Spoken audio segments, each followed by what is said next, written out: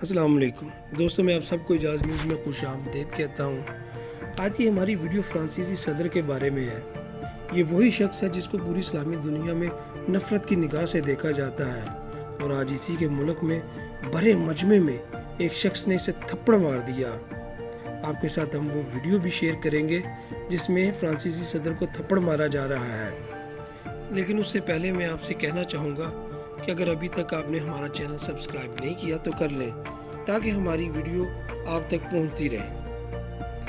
دوستو، فرانسیسی صدر میکرون کے بارے میں ترکی کے صدر کا کہنا تھا کہ مجھے لگتا ہے کہ اس شخص کا دماغ خراب ہو گیا ہے کیونکہ یہ شخص تہذیبوں کے درمیان تصادم کروانا چاہتا ہے، کیونکہ یہ پہلا شخص تھا جس نے باقاعدہ صدر ہوتے ہوئے گستاخانہ خاکوں کی حمایت کی تھی۔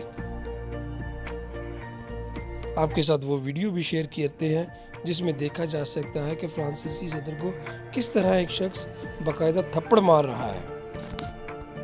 سوشل میڈیا پر وائرل ہونے والی اس ویڈیو میں دیکھا جا سکتا ہے کہ ایک شخص نے میکرون کو کیسے تھپڑ مارا۔ شخص باقاعدہ آواز لگاتے سنا گیا کہ مجھے فرانسیسی صدر کے اقدامات نامنظور ہیں۔